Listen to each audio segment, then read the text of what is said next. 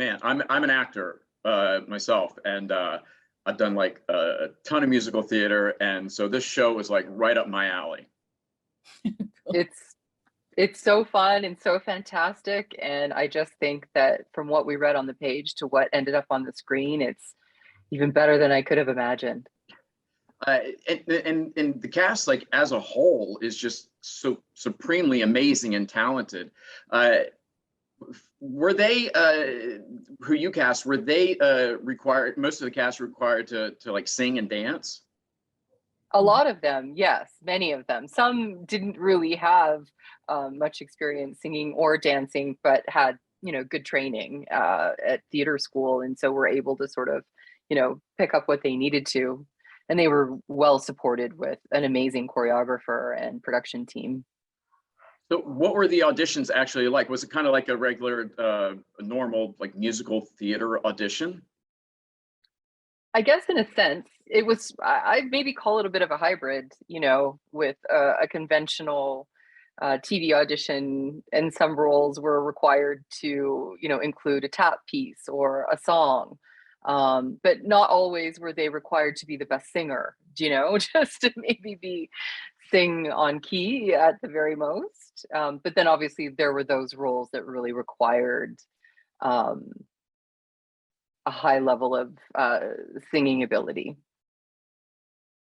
And the scenarios are just completely, the scenario as a whole, the show is like kind of ridiculous. But when the actors came in, did you have to tell them to treat the material like it was their reality? You know what I mean? Like to keep it to play it almost serious. I think that sums it up kind of perfectly, really. Yes, I would say that we encourage that. In fact, the more believable and the more natural they seemed as their character, the easier it was to buy into it, for sure. Yeah. Was that like written on the breakdowns, or like did you have to kind of like put it on them like when they walked in the room and they were like, oh no, what? Well, funny enough, there was no walking in the room Oh, that's true. Yeah, Schmigadoon. right. So I really wish that we had have been able to meet them in person, but we did actually do Zoom calls with a good majority of people that we presented to the producers. And so I will say that, yes, in those instances, we were like, please, it wasn't necessarily written on the breakdown, but it was definitely a note that we gave either pre-taping or during any callback scenario that we did. So how did that work with like the singing and the dancing to actually know that they could, because I'll tell you right now, I can't dance, but if you ask me like on a Zoom, I'd be, yeah, I can dance, whatever. And I'd be like, oh my God, what am I going to do now? Yeah, well, we wildly held Zoom dance callbacks, if you can believe it, with, you know, a gallery panel of like 30, 40 dancers, and had our choreographer and his assistant choreographer in New York on the Zoom call as well. And we recorded everything. We had everybody's little square, and we had them learn choreography on the call, perform it during the call, and then we also requested individual self-tapes from a lot of the dancers. And in the case of some of the children that we auditioned, they sent us dance pieces in advance, and that they had prepared on their own with a mother or a coach or a dad, relative, grandma, you know. But how do you guys like sort of casting in this sort of Zoom, on Zoom, like through the whole COVID thing? I'll throw this one to Jen. And I've been answering most of the questions because Jen cut to mat leave while Schmigadoon was starting up. So I ended up running lead on Schmigadoon, but certainly Jen can answer this question, no problem. COVID, well, Zoom, it's been, in some aspects of it, it's been great because you can watch a lot more auditions, you can request a lot more, see a lot more people, and have the time when you have it to go through and really sit down and watch. But also, I do miss the in-person connection that you have with actors. Sorry, you can now hear my children outside. It's a gong show over here. Trying to get in the room. Yeah. I'm actually holding out in their room because they don't like to go in here because they nap in here. Sorry. Yeah, so I think there are pros to the Zoom, and actors have been great and have been able to adapt and do callbacks, like weird chemistry reads over Zoom without actually being. It must be so hard because you can't be in person to sort of read off the reader, or if you're doing a chemistry read with another actor. And so in that way, I'm sure it's been very challenging for them, but they've all sort of stepped up to the plate and done a great job. And we've all kind of, I don't know, adapted to this new challenge. But I look forward to getting back into the room one day. I've talked to a couple casting directors now, and they've all told me that with this sort of new setup, that they're able to see a lot more people. So what's like the ratio now, as opposed to bringing them all into like your office, or doing it on Zoom or self tapes now? Is it like 2-to-1 that you're seeing more people, like on self tapes or Zoom?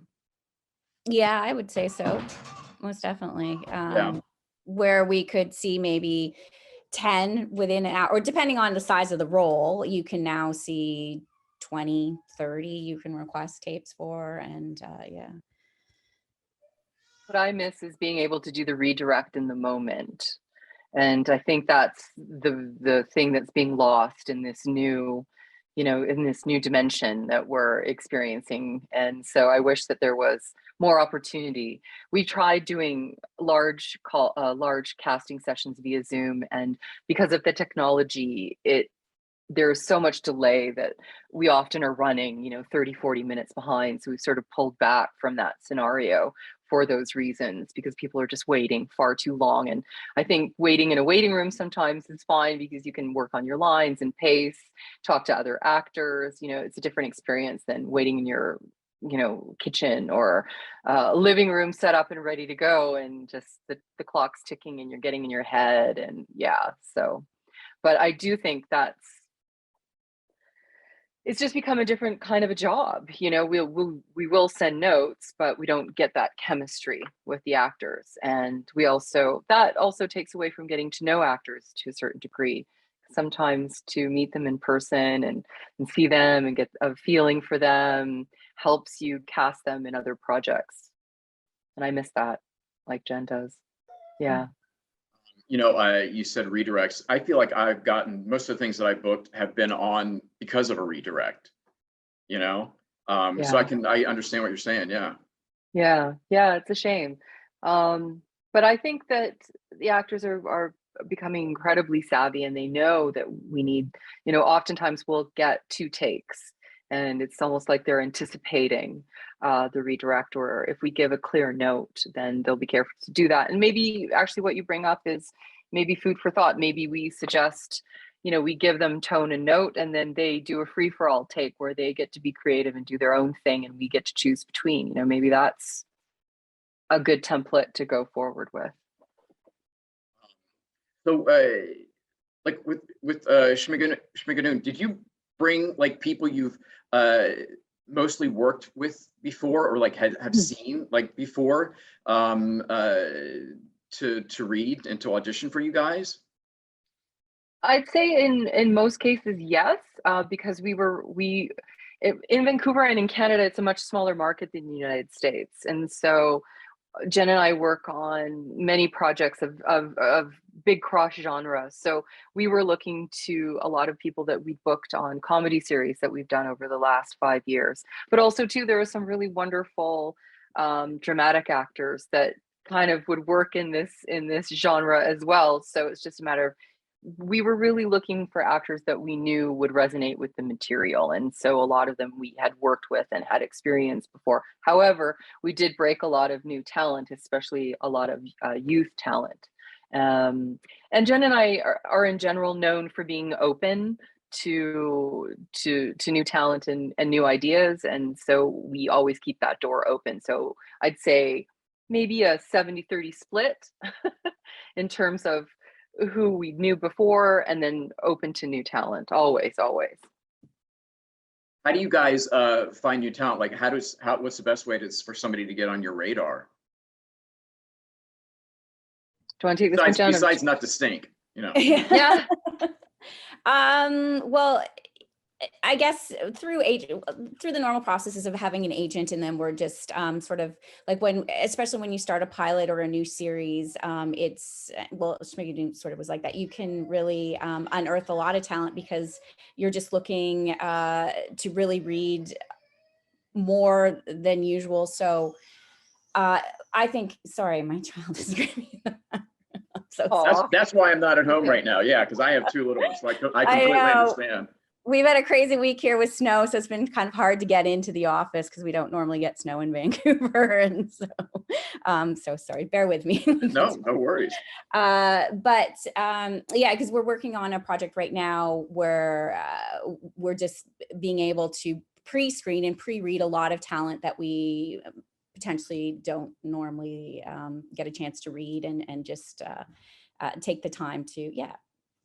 But occasionally we do open calls and things like that to really branch, like to really look far and wide, but for the most part. Yeah, Jen touches on a good point there, and we have launched many digital, open calls over the last couple of years, maybe even more than the pre-COVID. We were doing digital open calls where we were looking for something specific and post on social media that we're looking. And yeah, we often reach far and wide, not just for Schmigadoon, but for other projects that we work on.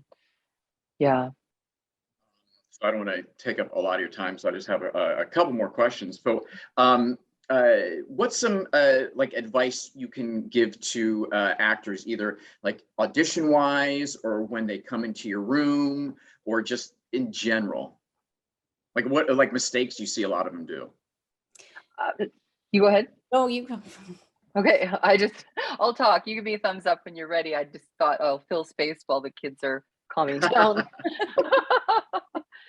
Well, the first thing I'd like to just talk on a technical note for self-tape, since we're in that reality, and it looks like we're going to be in that reality, at least my feeling is, for another 12 months, sadly, is your reader. So many self-tapes from wonderful actors. And I know everyone's challenged with finding good readers, but just if you can have them be if the actors could have them be as neutral as absolutely possible. It's really not important for the reader to kind of give an Emmy performance.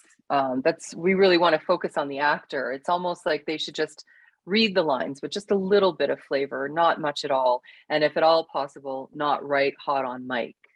Because that's another thing, because the audio levels are so varying and most people are listening on their earbuds, and a big audio spike for the reader can be a little off-putting for the directors or producers, especially with people that work in this medium. We're all kind of sensitive to sound. So that would be a huge technical note. I love natural lighting. I don't think that people need to get too crazy with studio lights and backdrops and whatnot. I think just a simple white wall or a neutral space, outside of a window is just fine. Like, don't spend the money on that. And interestingly enough, what's working is readers over the telephone or over a Zoom call. I've noticed a lot of people who can't get somebody to come into a room with them or doing it that way. And that kind of minimizes the audio, the hot audio that we hear a lot of when people are doing in-person auditions. And that's always been kind of a thing for me. When we set up our studio, we try to mic the actors away from the reader, so you can still hear the reader, but that the actor is really the one who's being showcased. So, and then I guess what we touched on earlier is just giving an option per scene. And I think most the tone and the vibe these days is to go really natural anyway, whatever the genre is. It just has to be very, very grounded, unless you're doing comedy. And even comedy can be kind of grounded. You've got those jokes are not big anymore. They're usually dry and fast. So those would be my biggest notes. Yeah, Jen, did you want to add to that? I would sorry. Add on the tone was to try to figure out the tone of the project, and if ask your agent to ask us if you have questions regarding tone. But it's usually when you get a breakdown and you get the names of the executive producers and the writers, you can sort of look at their past work and kind of figure out usually what the tone of their past shows have been. And 9 times out of 10, they're usually a similar tone with the new projects. So. When you guys watch a self-tape, how far do you go into it before you're like, and on to the next one? It depends. That's an excellent question. I try to watch the self-tape because some actors some have slower starts, and some, it's nice to sort of see how they go through the entire scene. Yeah. Sometimes you'll miss something. The first scene won't be great, but the second scene will be good. So Jen touches on a good point there. Yeah. And then my final question that I just love to ask casting directors: what's the craziest audition story that you have? Oh gosh.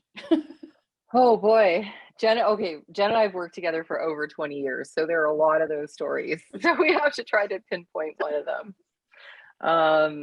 Funny use of props. We've had that. We've had somebody use a big woolly sock as a knife, and Jen was reading. We didn't know that he'd had the sock, and no, I was reading. Jen was doing camera, and he asked if we could kind of get a little physical, and I said, sure. I wasn't totally off book, and this is a bit of a method actor that we were working with, and this is something we probably wouldn't do these days anymore, but this was a long time ago. So we were game. We were like, sure. And I had the scene mostly memorized. So it's like, okay, fine. And so he, kind of had me pinned, and had his arm behind his back, and he whipped out this wool sock, like a workman's wool sock. And Jen and I just started laughing, laughing so hard we couldn't stop laughing. And then the director started laughing, and then I felt so bad for the actor because we couldn't get it together. Book it. Yeah, no, did not book it. So, okay, that's one instance. I can't. You really put us on the spot. I should have these written down, actually. That's okay. That was perfect. Well, hey guys, thank you so much for taking the time to chat with me. Schmigadoon is great, and I think you guys did a fantastic job casting it. Thank you. We had so much fun. It was such a great project. We appreciate you saying that. Thank you. Yeah. What about a season 2? Anything? I don't know. Fingers crossed.